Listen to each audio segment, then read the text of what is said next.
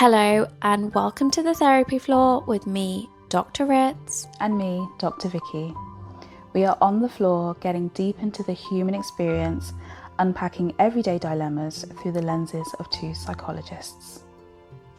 Welcome back to part 2 of the therapy floor in partnership with Snooze. Our first dilemma, if you haven't watched it, was about a new parent anticipating the effects of stress and anxiety on her new baby and wanting tips on how to deal with that, how to manage that. And we have our second dilemma, which I'm going to read out. Let's go. The dilemma is, I'm having my second baby. How do I be patient with my toddler and newborn at the same time? Do I have to prioritise being calm with one before the other? So just for a little bit more context, this person says, I have a little boy who's 2. He's well behaved, but as toddlers do, he does have meltdowns. He gets all of my attention now, but I can't help but wonder how I'll be able to have the same patience when I have 2. And if they're both having a meltdown, is it harmful to their little brains to look after one and ignore the other? That's cute. Or do you have any ways of practicing patience so I don't become the third having a meltdown? Love that honesty there. Do you have any thoughts, Rick? I was just going to say, join them. Sometimes it's good to get it out and I know I've done it. Like the one's crying, then the other cries, and then I start crying. Yeah. And they're just like, they look at me. Wasn't that like on an advert? Was I feel like that must have been on an advert. I think, lots of parents do this. Where a toddler they were in like a supermarket and the toddler was having a meltdown and the mum was just like, Yeah. And then the toddler was just like, Yeah. Okay. Ours happen at bedtime, always. Really? It's the eldest one will set off the youngest one. Aww. And then, I'm trying everything. And then I'm just like, I'm going to go for it too now. And the look of, the first time I did it, the look of shock on their faces was like, you don't get to do that. Mummy does. Mummy has emotions too. So I know we're having a giggle, but I kind of want to lead with that because actually when you were reading that out loud and when I was reading it, I just thought there's 2 things that are coming up for me here. And one is I feel like self-compassion is a huge part of this. Yeah. There's something going on where I think maybe perfectionism is playing up for you. I don't know if that's something that you struggle with. I have to be patient with one. How am I going to give that exact same experience to the other? How am I going to be patient with myself? And just adding self-compassion into that and recognizing, yes, we do try and be patient, but sometimes when it is all kicking off, we can't be. And that's not that we're harming our children.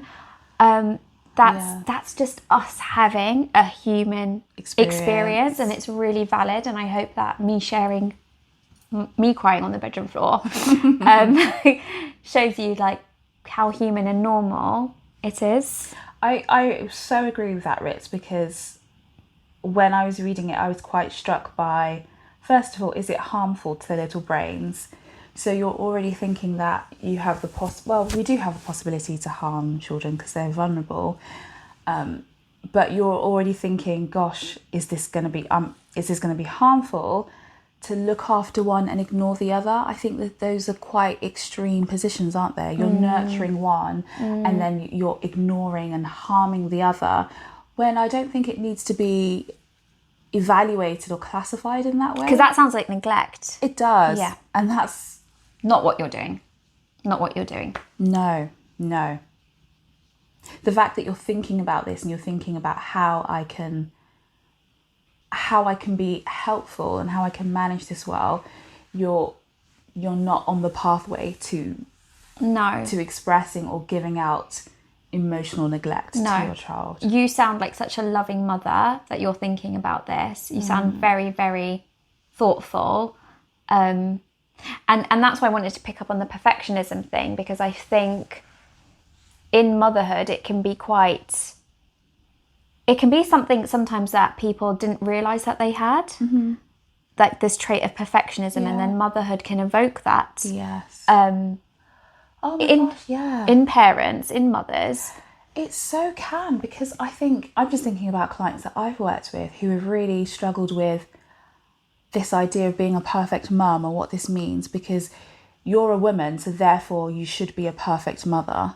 You should be equal parts feminine, equal parts maternal goddess, equal parts like nurturer, perfect cook, home cook, and the picture of patience and elegance. And I think, what a load of nonsense, actually. But it's so easy, because it's kind of like the stereotype that gets perpetuated and the image that gets put out there. This perfect mum who can do all things and do no wrong and do no harm.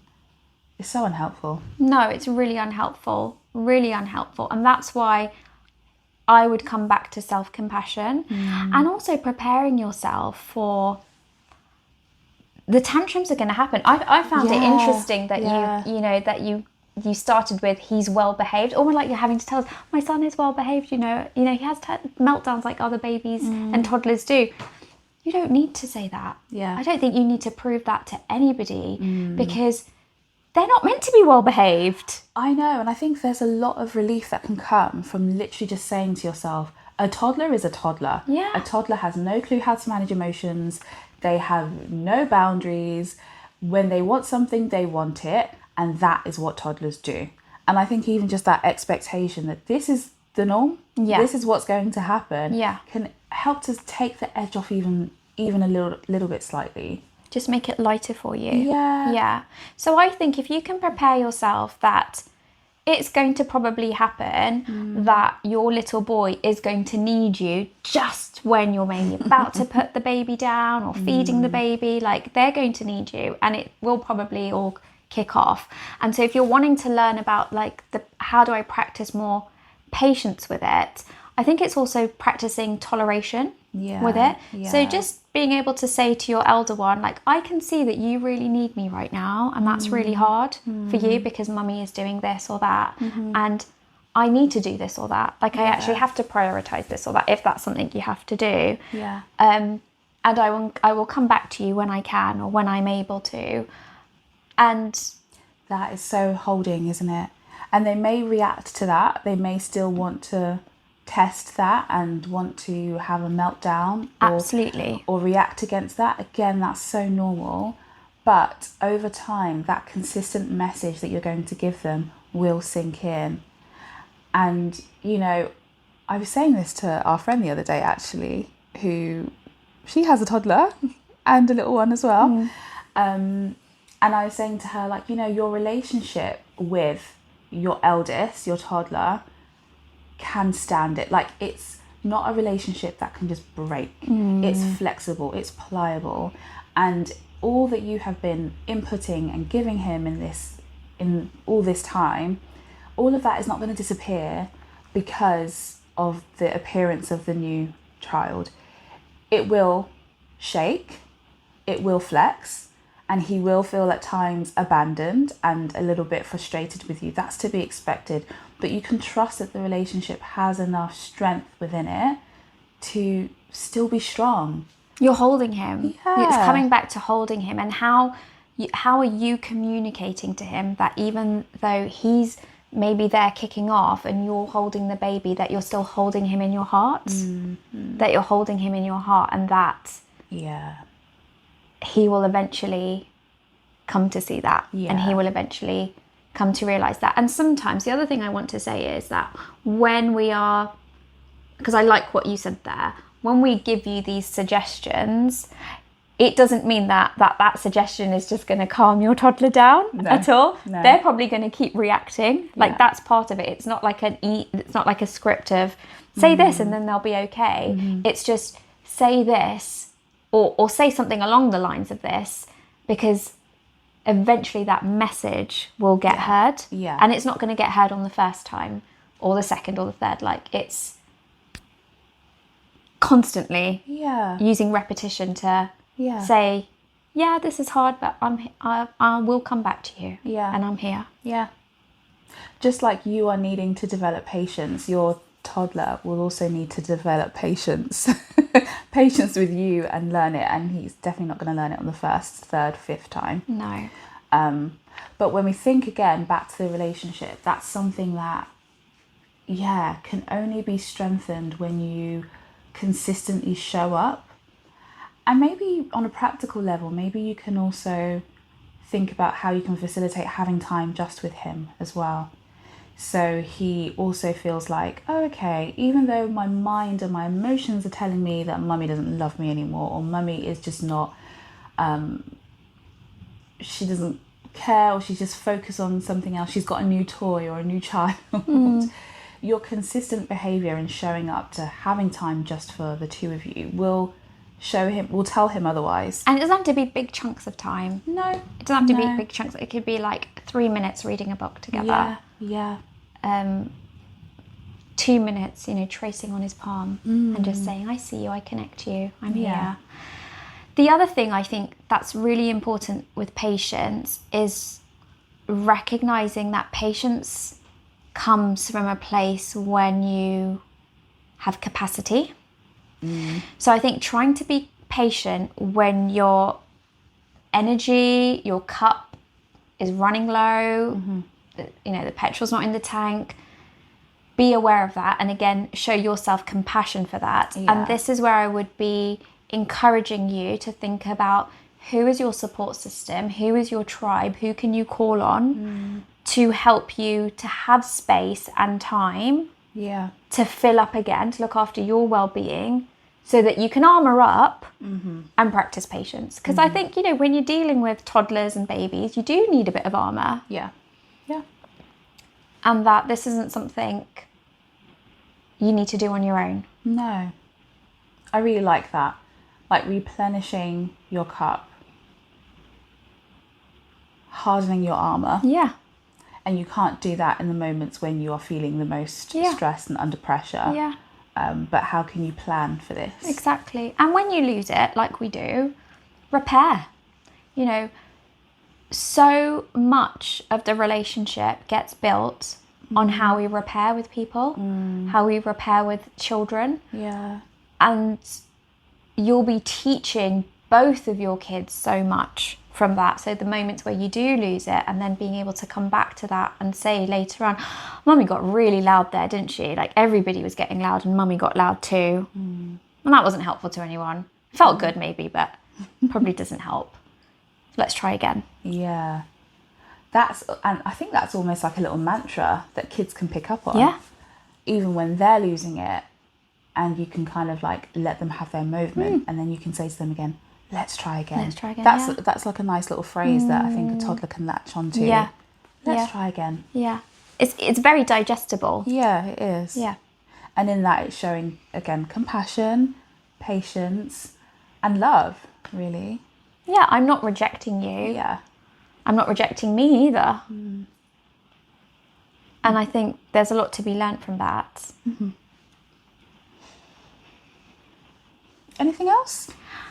I think something I want to think about, or I think could be helpful to think about, which maybe doesn't get brought up enough, is that when you have a second child, it's very exciting and everyone's very excited, but there's also a bit of an ending happening where it's the ending of, as you said, all your focus just being on him and the relationship of the two of you, and if there's a partner involved, like the three of you, and that then moving into another person coming into that system. And I wonder if you have thought about that ending at all, and if that's stirring up any feelings for you of moving to sharing, as you said, your time, your attention, your capacity from 1 to 2.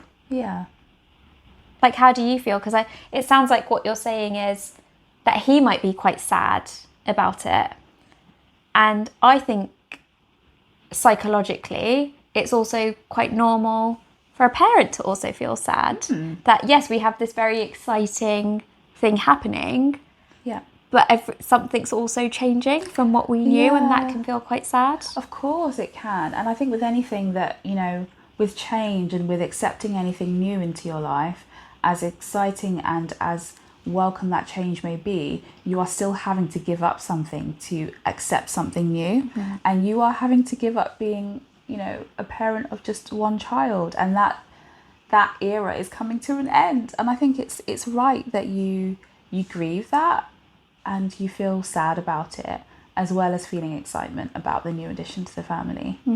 It's like a mark of a chapter, isn't it? Yeah.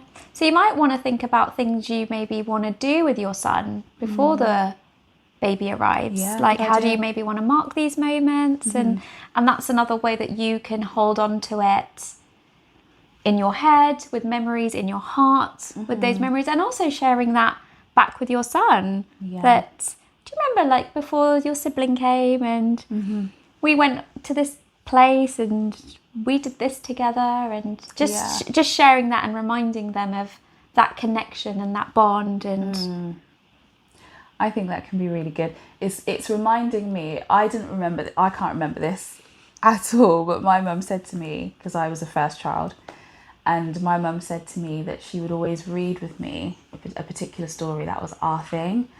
And then I think there were times where she just didn't have the time to read with me. And I would say to her, "You don't love me anymore." Because she was busy with my sister as well. But my mum was like, "Oh my gosh, that broke my heart." And, you develop new routines, don't you?